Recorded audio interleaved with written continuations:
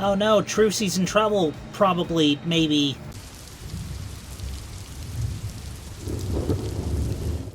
Hello, welcome back to P-Storm. I am Pluvius Lilon, and today we're playing Apollo Justice. When we last left off, we cross-examined an Ivy University student named Wesley Stickler. He was a very fast-talking fellow. We could not get through his testimony, however. So, and then a guy burst into the court and held Trucy at knife point. So now we're gonna see what that's all about.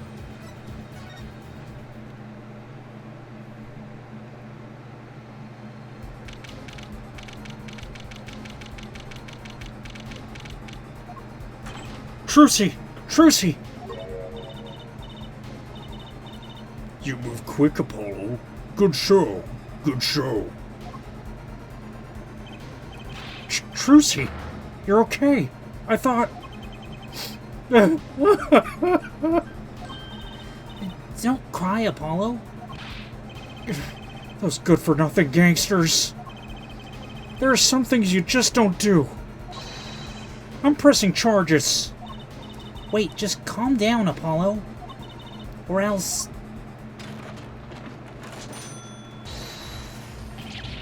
What the heck is that? Surprised? This is one of my best tricks. The amazing Mr. Hat. You look marvelous, darling. He's a big hit on stage at the Wonder Bar. Yes, I am a big hit. Well, what do you think? Do you like it? You mean you... Trucy, there are some things you just don't do. I'm pressing charges.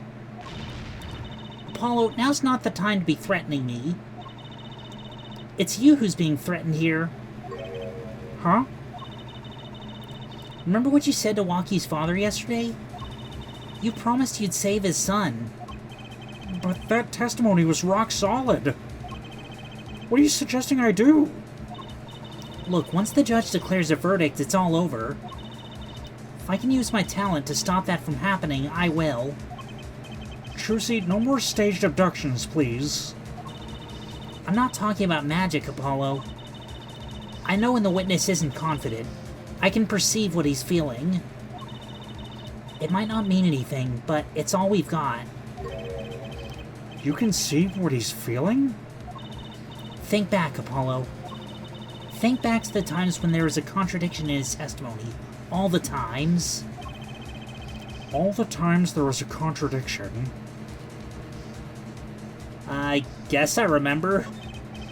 Well, I think I remember them, sure. There were 2 times when he made statements he wasn't confident in. And each time there was a contradiction. In his hand he held, yes, a pistol.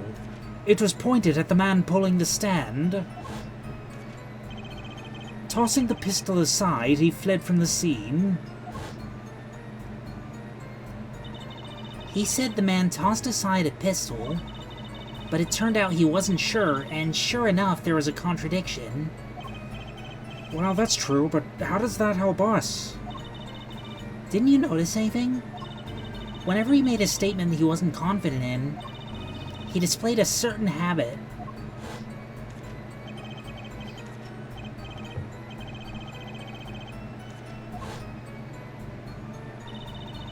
Did you see it?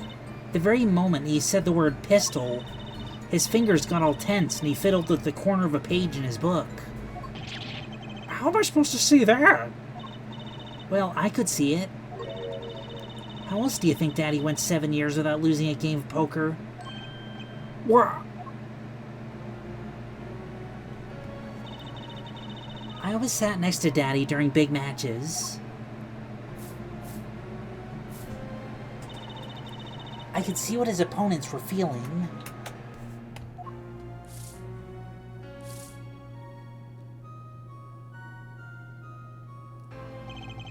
You mean that's how Mr. Wright won all those games?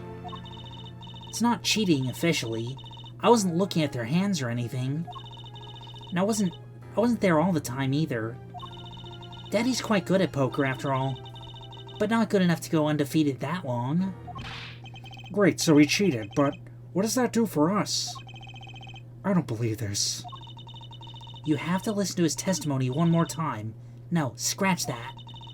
You have to watch his testimony, perceive the truth. Watch a testimony? Perceive the truth? The only thing I'm perceiving is that I'm going to lose. Not true. Daddy said so.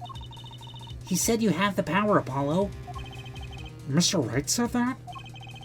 Watch the testimony. Perceive his true feelings. Is he serious? Time's up. Sorry I can't think of any other way out of this one, Apollo. What was that she said before the trial started? Huh. Mr. Wright's not here today? He said his old foot injury was acting up. Yes, he smiled when he said we'd be fine as long as you're there, Trucy. Is this what he meant by us being fine? Well, methods aside, she did avoid one guilty verdict already today. Time to show this court what I'm made of. Get ready for justice! Let's do it. Apollo. You know, I'm starting to think I can do this. I knew you could do it all along. Oh, one more thing. Try to cover for Mr. Hat as best as you can. I just flew in from the coast, and boy are my arms tired. Right.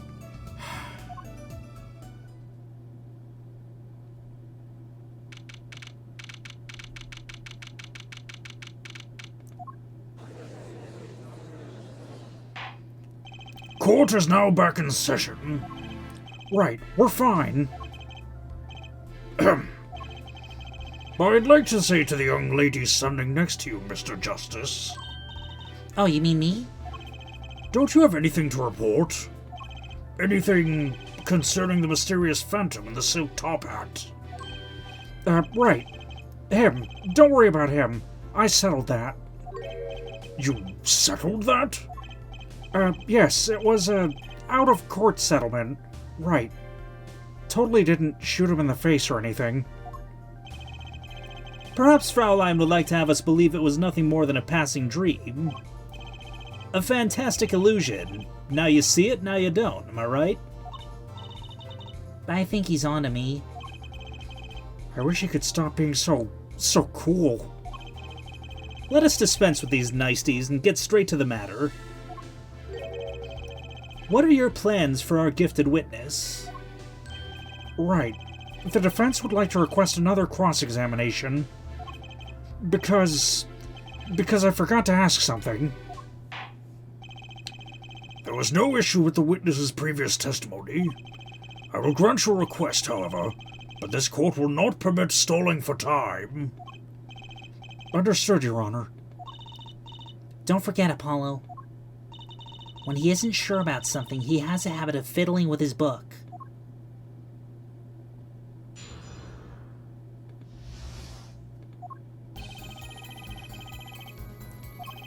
I could not prevent the killer from leaving the scene, nor could I simply leave the scene in good conscience.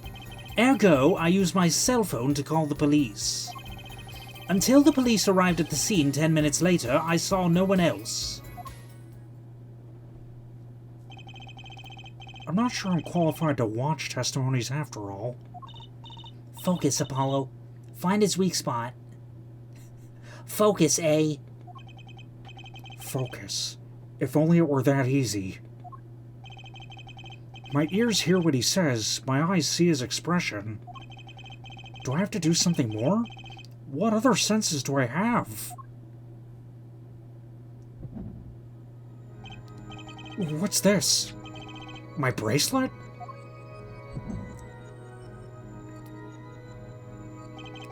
What's going on? My bracelet feels different somehow. I think Daddy was right. You can see it, can't you, Apollo? You're almost there. Find the weak spot in his testimony. I know this sounds crazy, but my bracelet is trying to tell me something.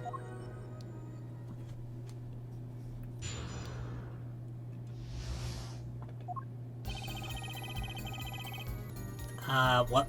What? Am I supposed to press him again? Which way did the killer run? By that time, it was clear the killer had noticed me. Naturally, he ran the opposite direction. That would mean he ran the opposite direction from the Kataki mansion.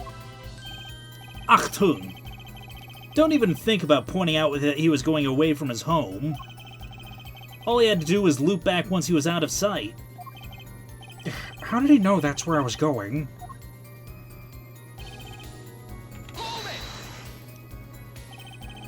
You were certainly composed for someone who had just witnessed a killing. If one is to devote one's life to the pursuit of science, one must never flinch at the sight of a little blood, nor be so moved by a chemical discovery that one drops one's flask upon the lab room floor. Oh, cool answer. Very cool.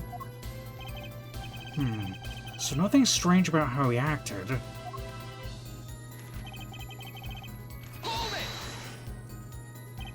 So you called immediately after witnessing the murder? The police undoubtedly have a record of the call. Why not check with them? Wait, Apollo. This has to be it. Wait, you mean his habit? Don't forget, Apollo. When he isn't sure about something, he has a habit of fiddling with his book. The only time he even had the book open was here. Which means this is the place to look for his habit. I don't know how I know, but I know. Know what? It's my bracelet. It's different somehow.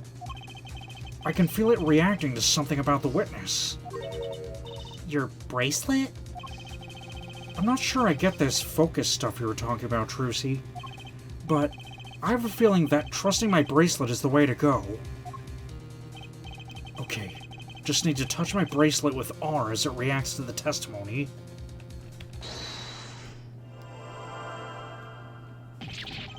What's going on? I can see the witness's face. His expression so clearly. It's filling my mind. I can see nothing else. Hear nothing else.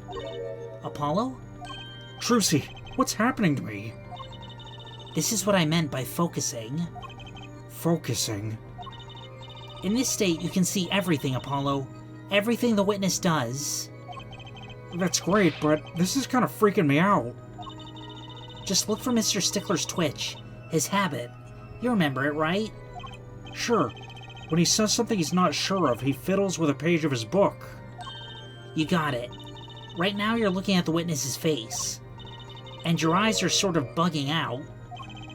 I'll bet they are. First, move your focus of attention down to Mr. Stickler's hand. His hand?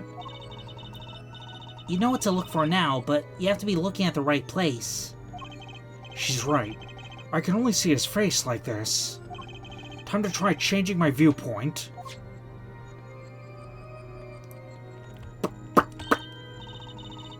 Perfect. Now you're really ready. Ready for what? Ready to perceive the truth behind the twitch. Perceive. Try listening to the witness talk as you focus. Then watch for his habit. Right. You mean when he fiddles with the page? That's right. That's your signal to look closer, to perceive with R. Find his weak spot and I guarantee we'll be able to give him the royal flush. Spoken like a true pokerhead's daughter. I'm a magician, thank you very much. So I have to pay attention to his words and his fingers. Don't worry if you miss it. You can always try again. Right. Look out, nervous twitch. Here comes YouTube. Ergo, I used my cell phone. Gotcha!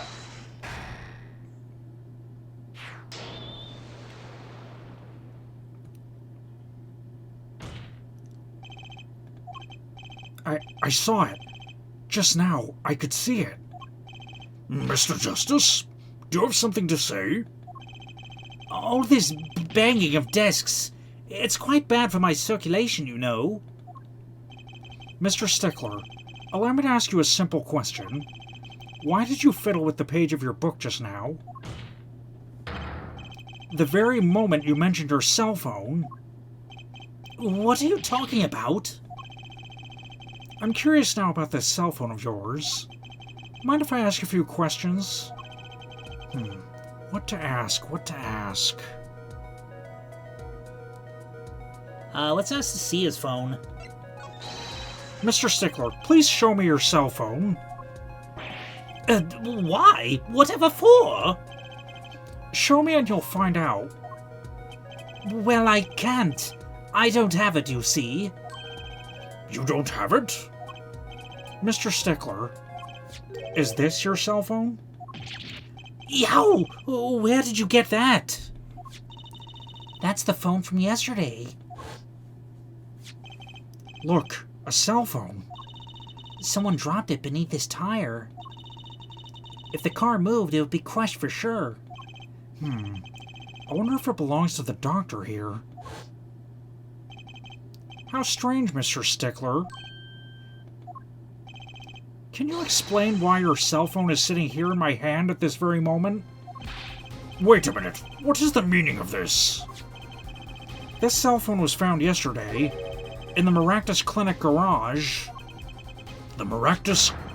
Why, that's where the victim lived. That's impossible. Mr. Stickler, you lied to the court, didn't you? If your cell phone is here, how could you have called the police?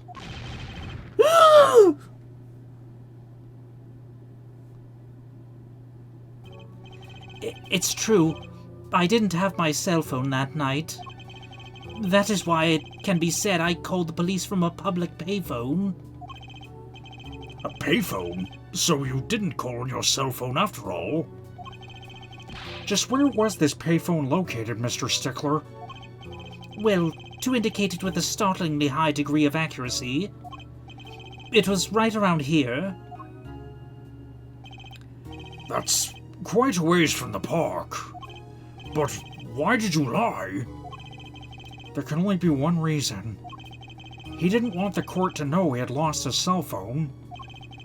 Because it was found in the victim's garage. What are you saying? Mr. Stickler, you broke into the Maractus Clinic garage on the night of the murder. This cell phone tells all. See it in my hand right now? But that's ridiculous. That makes it sound like I snuck into this fellow's garage to commit some crime.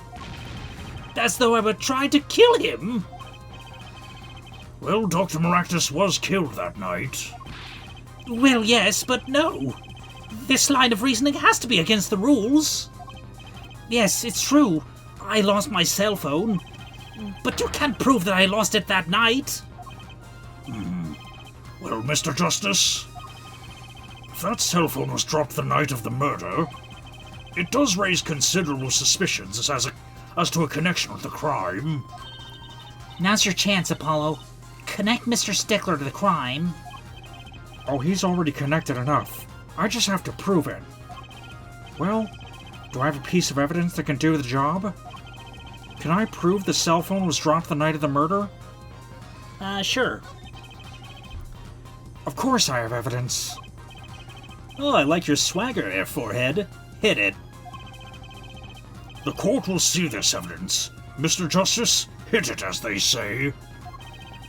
The evidence that proves the cell phone was dropped on the night of the murder is...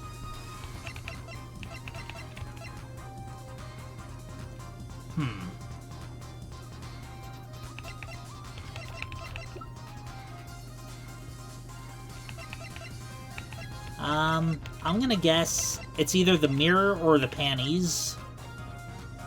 I'm gonna present the mirror first. That's a side view mirror? As it so happens, Dr. Maractus' car was in an accident that took place the night of the murder. An accident? An accident. It happened a little after 9 p.m. just outside People Park, our murder scene. Dr. Maractus' car hit a pedestrian, What are you trying to say? From the absence of a mirror, it's clear that the car was parked after the accident, which means it was parked there after 9 p.m. on the night of the murder. If your cell phone had been dropped before the car was parked in that garage, then it would have been crushed. After all, it was lying on the ground right under the wheel. Ergo, Mr. Stickler, the only time you could have dropped this in that garage was after 9 p.m. the night of the murder in the park.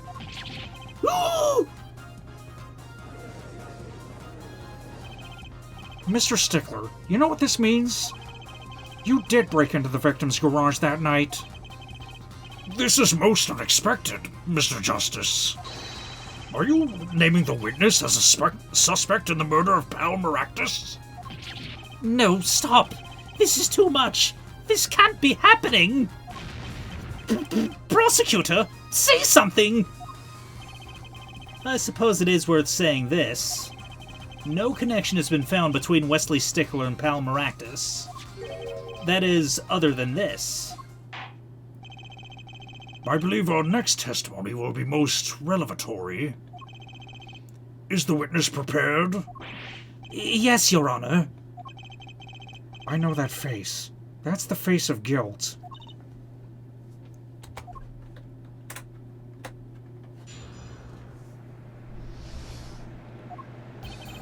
That night, yes, I went to the supermarket. I must have dropped my cell phone on my way back. And when I was walking through the park, I happened to witness the crime. I saw the killer, the victim, the stand, all as clear as day. It was him. I saw the defendant at the scene. Yes, but your cell phone was lying in a garage. Yes, well, you can see my model of cell phone has a defect. It is given to rolling. It is quite a pain when I drop it alongside the road, you know. Looks like a normal cell phone to me.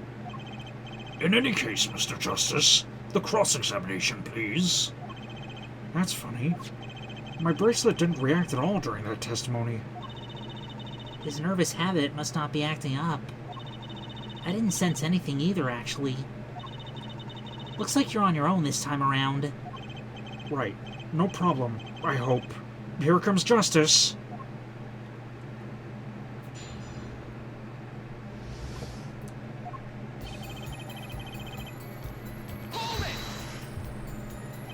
So you went shopping, which means you were holding a grocery bag when you witnessed the murder taking place. Well, yes, of course. Incidentally, the prosecution has received no report of this domestic detail. Mr. Stickler, can you explain yourself? No, I mean, yes. I did go shopping, really. I walked around the supermarket trying out the free samples. It's a deeply spiritual time for me. I'm sure the store clerks would disagree. Do you think sampling free food counts as religion? In any case, that night, I sampled to my heart's content and was on my way back home, yes.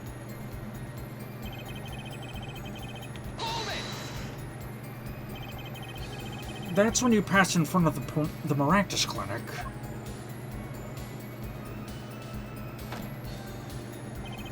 Why, yes, that's correct. That was a pretty suspicious pause there. Mr. Stickler, do you think you could be a bit more specific? Please show us the exact route you took on the night of the murder. Of course. The supermarket is here along the main road. The way home from there takes me past the Maractus clinic. This is probably when I dropped my cell phone.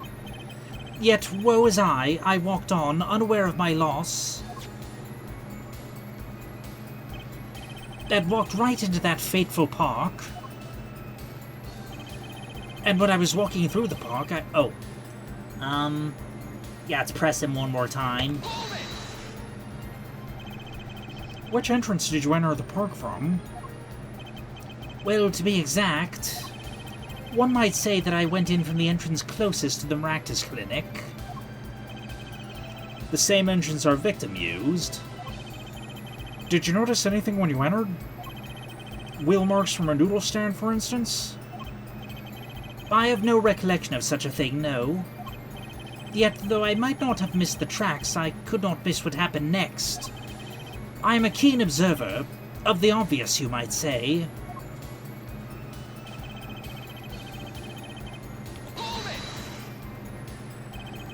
This part of the testimony is the key. I know it. Should I press him about the killer, the victim, or the noodle stand?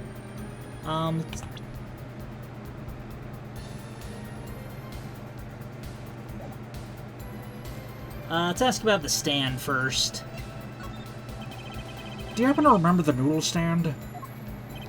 Quite well, yes. For a student of the sciences, keen observation and healthy curiosity are vital. I remember everything. I could even read the sign.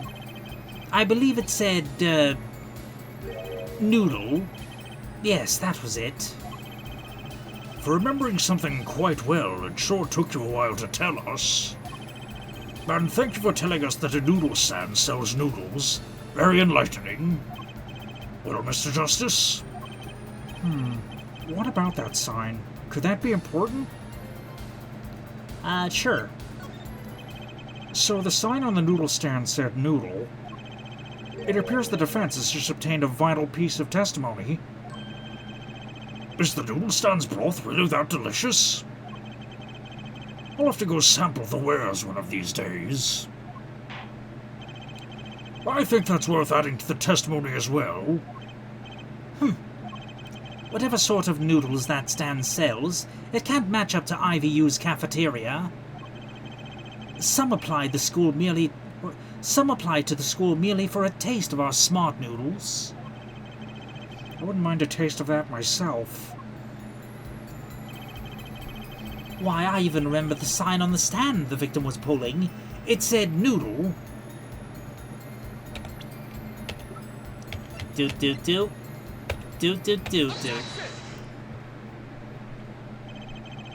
And you're absolutely sure the sign read noodle?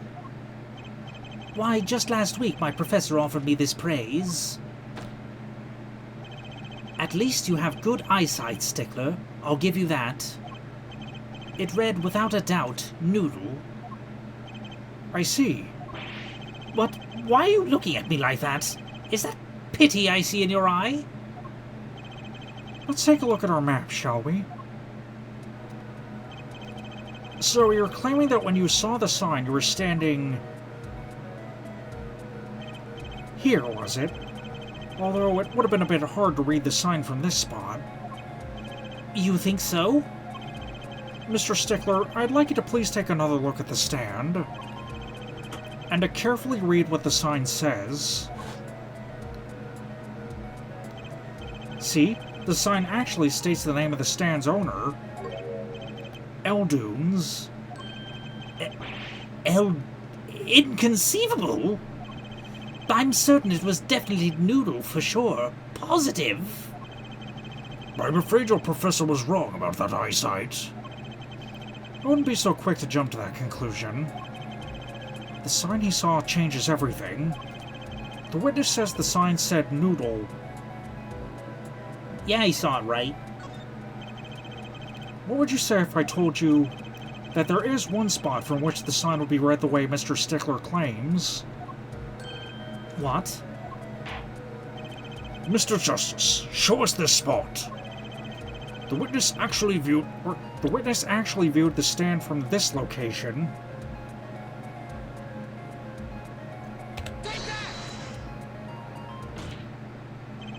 The witness was standing here, on the opposite side. How do you know that? When viewed from the south. Also, I just noticed the menu lists ramen 3 times. The sign on the stand reads Eldunes, as we know. However, observe the other side of the stand. Oh, this side says noodle. Exactly. The name of the stand is split between the front and back signs. Mr. Stickler, you lied to the court. You witnessed the crime from the northern side of the park, not the south. Yow! You got me! So what? So what? What does it matter if he saw the killing from the north or the south side? Makes no difference at all. He's right. Travel far enough to the south and you'll end up going north. Viewed on a global scale, directions are utterly without meaning. Actually, maybe he's right. What does it change? It changes everything, Apollo. Trucy? Remember his testimony from before? Though, to be honest, I'm a little scared of where this is leading.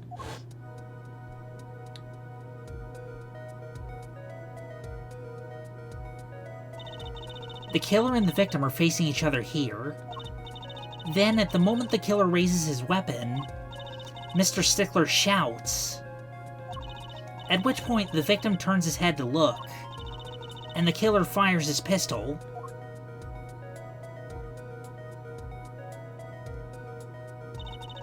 That's why the bullet hit him in the right temple. No contradictions, right? Right. But if Mr. Stickler was standing on the north side of the park, that reverses the whole scenario.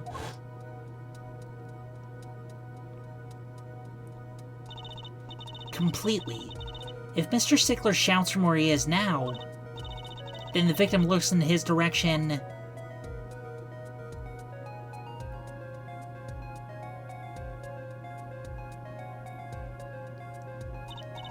The bullet would have to hit his left temple.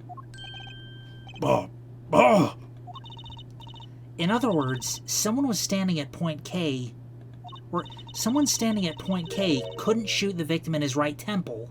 It's impossible. That's right. So now that we know that Mr. Stickler was standing on the northern side, the wound location takes an entirely different meaning. Indeed. You're absolutely correct, Fraulein. What meaning? The entry wound was on the right side of the victim's head, correct? Well, if the right side of the victim's head is north. North? Oh! But that's where the witness, Wesley Stickler, was standing. Correct. So if he was standing to the north, then the only person here who could have shot the victim in the right temple was Mr. Stickler himself.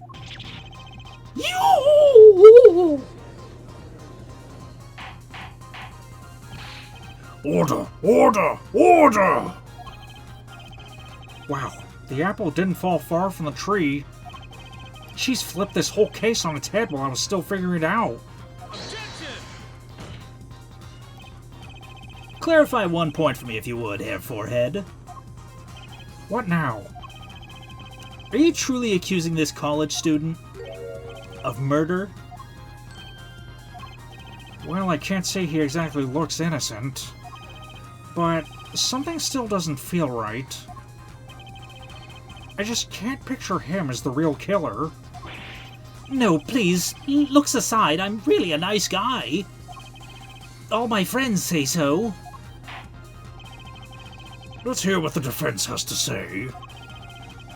What are you gonna do now, Justice? Should I really accuse Mr. Stickler?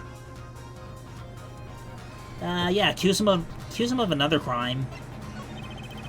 I don't think Wesley Stickler is a killer, but he's not innocent either.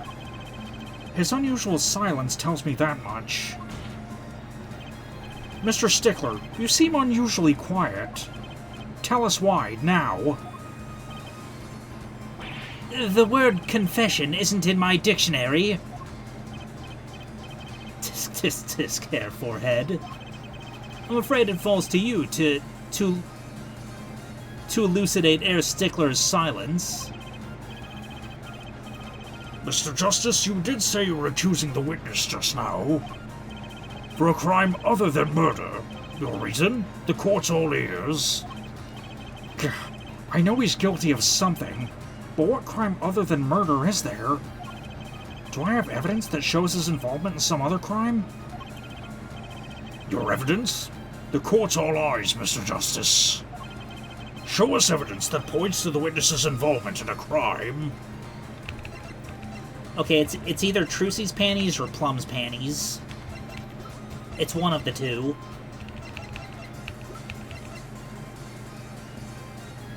I'm gonna say Plum's, since they were closer to the crime scene.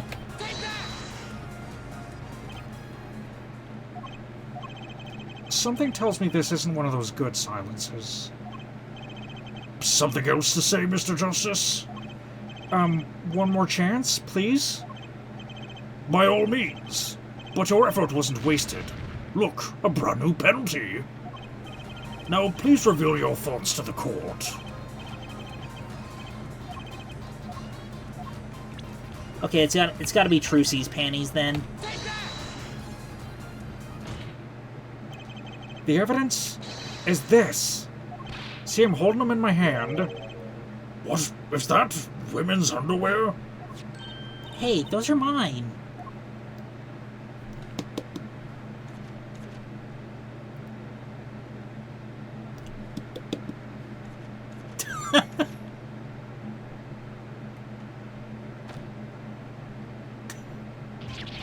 Don't look at me like that!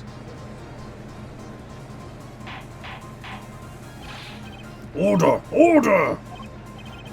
Mr. Stickler, well, I can't say this comes as a shock. It's not what it seems. By... What? What did he say? By Pythagoras' theorem, I swear it. On the night of the murder, just past 9 p.m., a young girl catches a panty snatcher red-handed.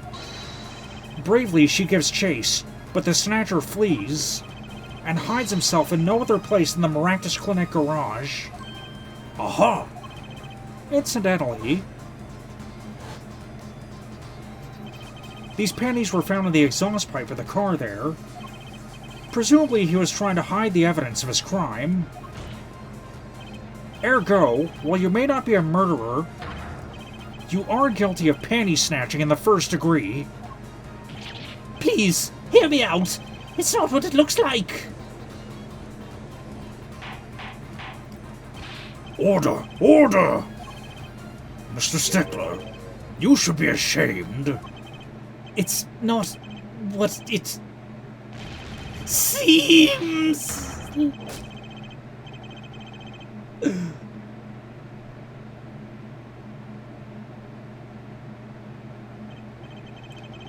So, be to understand that you were silent not because you were guilty of murder, but because you lacked the courage to admit your theft of this girl's undergarments? Perhaps you are not aware that my school's name was originally written IV. I stands for intelligent, V stands for valiant, see?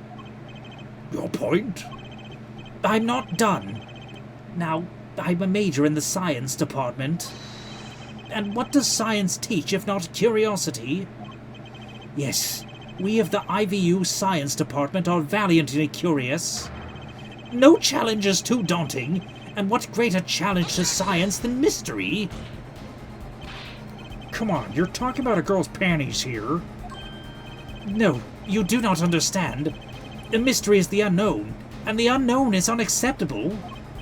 And my friends, when it comes to mysteries, those panties are the promised land. From the moment I first laid eyes on them, I was compelled to investigate, for science. These panties were promised to me 3,000 years ago. A full-sized car tire was only the first mystery those panties revealed. A tire? Yes, I saw her do it. She pulled a tire out of those panties. But that's not all. First there was the tire, then a stew pot, and a frozen chicken.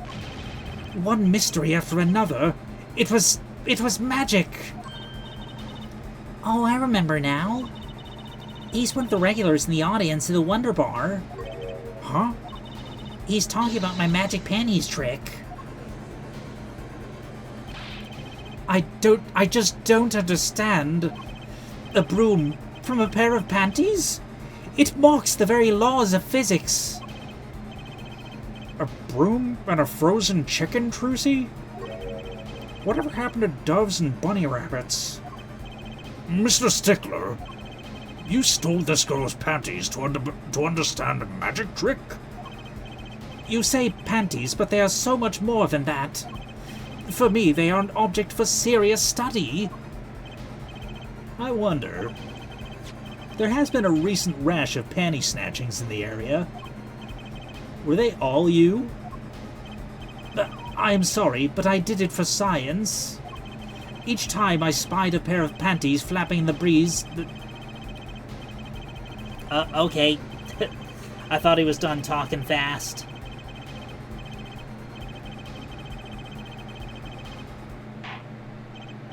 Well, hopefully that was all in the backlog. Yes.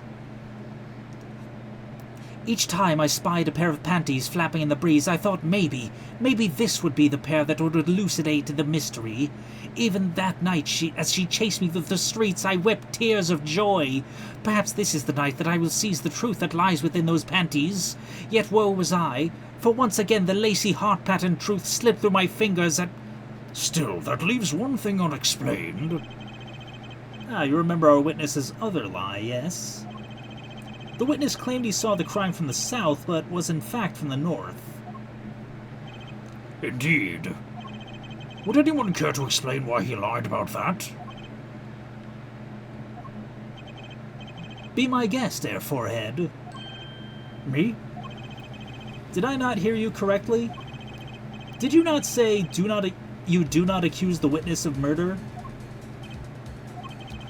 Why then did the witness lie about his location at the time of the shooting? Or do you have no idea? Apollo, there's something about the way the diagram is arranged right now. When you think about it, right near where Mr. Stickler is standing, isn't there a... Well, Mr. Justice, what say you? Do you have any evidence to show why the witness lied about his location? let's see, where's the map? I want to take a look. Yeah, I think the bloomers are the only thing.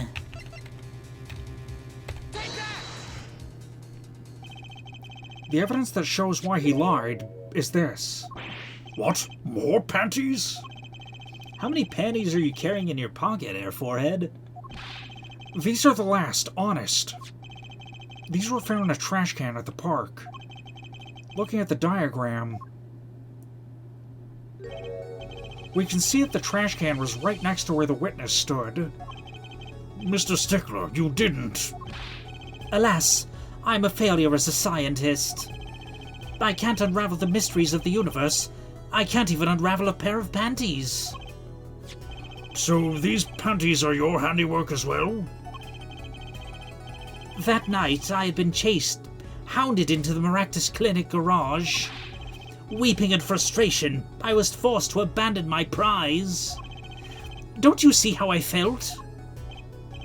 Believe me, I'd rather not. I hid in the garage for a short while. Then, abandoning the panties, I made for home. To avoid the office where the girl works, I went toward the south entrance. When I saw them hanging there on a clothesline by a giant mansion, a giant pair of panties. Apparently he didn't know these bloomers belonged to the mob. I had them safe in my pocket, ready to take home, when I stumbled upon a murder. The murder of Dr. Maractus. I reported what I had seen, but as I waited for the police to arrive, I got scared. What if they searched me? That's when you disposed of the bloomers.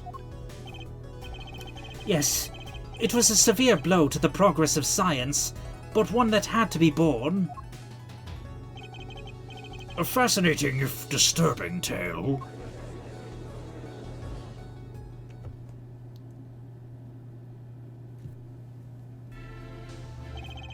I believe this brings today's proceedings to a close, but I'm more than pleased to dismiss the witness for the remainder of the trial. One last thing, if I might.